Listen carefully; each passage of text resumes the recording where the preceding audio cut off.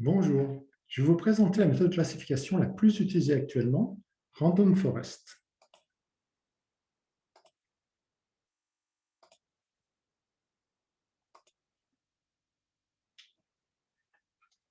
Après avoir brièvement rappelé les notions de classification supervisée d'images satellites, je présenterai les travaux décisionnels qui sont à l'origine de Random Forest.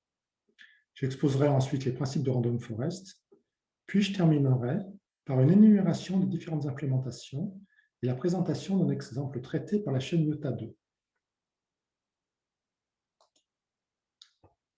Rappelons brièvement les principes d'une classification d'images supervisée.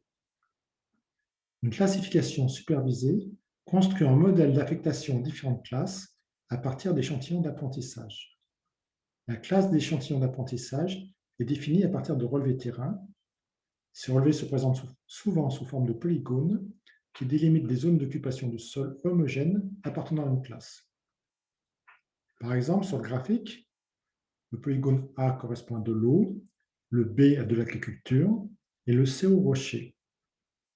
La caractérisation des classes repose sur la valeur des pixels circonscrits à l'intérieur des polygones. Les images de détection sont composées de plusieurs canaux. Dans l'exemple, 3 canaux sont représentés pour caractériser la classe A. La valeur de tous les pixels à l'intérieur du polygone A pour les 3 canaux sont utilisés. L'objectif de la classification est d'obtenir à partir de quelques zones d'apprentissage une image classée couvrant toute la zone d'étude. À partir des relevés de terrain et des images de détection est construit un tableau. Chaque ligne correspond à un pixel. Les colonnes correspondent aux relevés de terrain et aux canaux. Ce tableau ne correspond qu'aux pixels des relevés de terrain. Il ne prend pas en compte tous les pixels de l'image. Chaque pixel dans la classification peut être utilisé pour entraîner la méthode ou pour évaluer les résultats. La dernière colonne, statut, renseigne sur ce choix. La notion de classification supervisée et la façon de présenter les données étant posée, entrons dans le vif du sujet, c'est-à-dire Random Forest. Un Random Forest est une méthode récente. Nous la devons à Leo Breinman, qui a publié en 2001. La traduction française de Random Forest est « forêt aléatoire d'arbres décisionnels ». Qu'est-ce qu'un arbre décisionnel?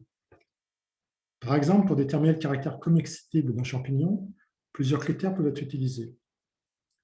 Le premier critère concerne ici l'odeur. Si elle est forte, le champignon n'est pas comestible. Ensuite, la présence de taches est prise en compte. Si son chapeau présente des taches, le champignon peut être comestible. Ensuite, la forme du chapeau est examinée, puis sa couleur. Alors, cet arbre décisionnel est facile à interpréter et facile à comprendre, mais se pose la question de l'ordre des critères. Est-ce que même le résultat est obtenu si cet ordre est modifié? Obtiendra-t-on le même résultat si le critère forme du chapeau précédait le caractère odeur?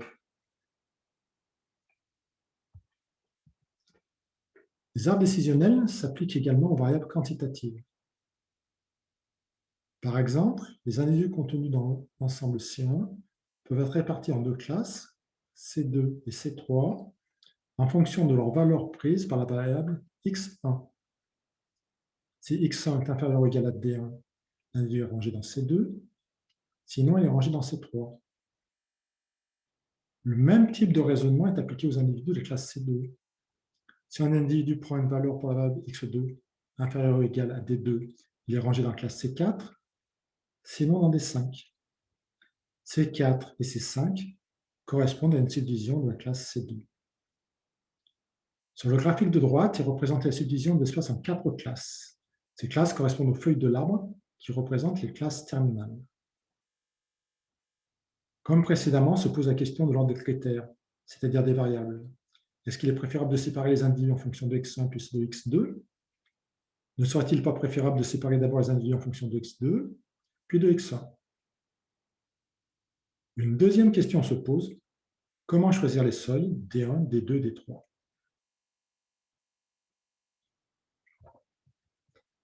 Un arbre décisionnel est donc assez instable. Selon l'ordre des critères, le résultat peut être différent. Pour augmenter la robustesse, les méthodes d'ensemble sont utilisées. Avec ces méthodes, plusieurs prédicteurs sont construits, puis les résultats sont agrégés. Dans d'autres cas, plusieurs arbres décisionnels sont construits, puis les résultats sont combinés. Plus le nombre d'arbres est grand, plus les erreurs de prédiction calculées sur l'échantillon d'entraînement sont faibles. Par contre, quand le nombre d'arbres augmente, les erreurs de prédiction diminuent, puis elles augmentent ensuite. Ce phénomène est appelé overfitting. Le modèle est trop ajusté aux données servant à l'entraîner, la généralisation est moins bonne, une nouvelle donnée est moins bien prédite, comme le montre la courbe relative aux données test.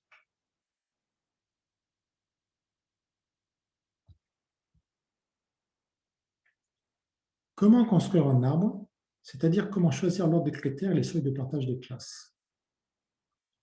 L'objectif est d'obtenir à chaque partage les classes les plus pures possibles. Deux indices peuvent être utilisés pour mesurer la pureté d'une classe. L'indice de Gini et l'entropie. L'indice de Gini a été conçu pour mesurer la partition des richesses dans la population. Il prend la valeur 0 si tous les éléments sont dans la même classe. Il tend vers 1 si les individus sont équirépartis dans les classes. L'entropie varie entre 0 et log du nombre de classes. La valeur maximale correspond à une équirépartition des individus dans les classes. Ces indices sont utilisés pour choisir le critère et le seuil de partage. Par exemple, pour couper C1 en C2 et C3, sont évalués les critères pour les différents seuils possibles. La classe C1 est ainsi coupée en deux classes C2 et C3, puis les différentes possibilités de couper C2 ou C3 sont examinées. Le partage de C2 en C4 et C5, qui maximise l'indice, est ici retenu. Cette logique est reproduite pour C5 jusqu'à ce qu'une condition d'arrêt de croissance de l'arbre soit rencontrée. Plusieurs conditions d'arrêt sont possibles. Arrêt si un nœud est pur, ou si une classe possède un nombre minimal d'éléments, ou si le nombre maximal de subdivisions de classe est atteint. Ces différentes conditions sont en général combinées. Alors vous comprendrez que ces procédures sont très coûteuses en temps de calcul, et Random Forest utilise deux méthodes pour optimiser ces temps de calcul, reposant sur des tirages aléatoires.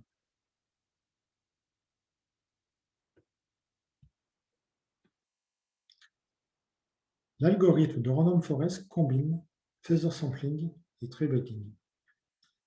Feather sampling correspond à un tirage au hasard des critères. En général, racines de P variables sont tirées, P étant le nombre de variables totales. Le tree bagging est le tirage au hasard avec remise des échantillons. Random Forest combine donc un tirage au hasard des critères et un tirage au hasard d'échantillons pour construire chaque arbre. Une fois les arbres construits, les résultats sont combinés par fusion par vote majoritaire.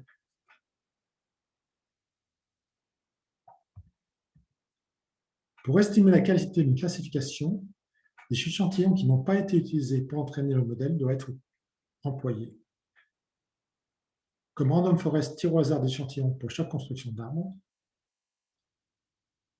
pour chaque arbre, les échantillons non choisis peuvent donc être utilisés pour estimer la qualité de la classification. Pour chaque arbre, une prédiction des échantillons non choisis est calculée. Puis la prédiction de chaque échantillon est ensuite calculée par vote majoritaire à partir de l'ensemble de ces prédictions. Cette méthode qui utilise les échantillons non pris en compte dans le tree bagging porte le nom d'out-of-bag error. Le grand avantage de cette méthode est d'éviter de réserver une partie d'échantillons au test.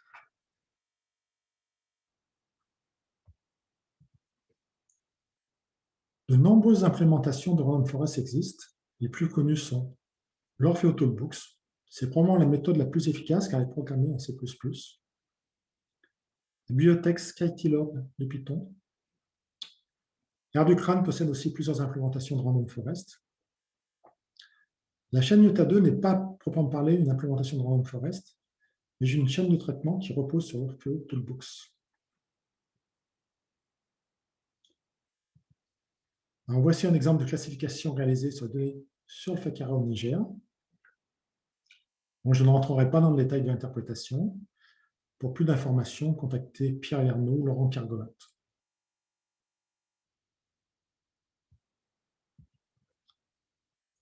IOTA 2 est une chaîne de traitement développée par nos collègues du CESBio.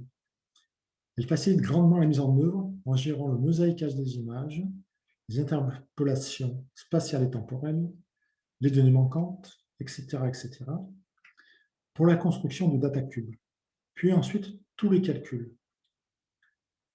En particulier, IOTA 2 permet de réaliser plusieurs classifications par random forest à la suite, puis de combiner les résultats. C'est très intéressant parce que cela permet de contrôler l'overfitting. Par exemple, sur le graphique, 2 classifications améliorent le résultat, 3 également, mais à partir de 4, la qualité de la classification se dégrade, la généralisation du modèle est bien moins bonne. Bon, j'arrive à la fin de cet exposé. Je n'ai pas expliqué toutes les possibilités de random forest. Par exemple, random forest permet de mettre en œuvre des régressions. Mon objectif était d'exposer le plus simplement possible random forest afin de vous donner envie d'aller plus loin et de vous permettre de vous plonger dans des ouvrages plus complets.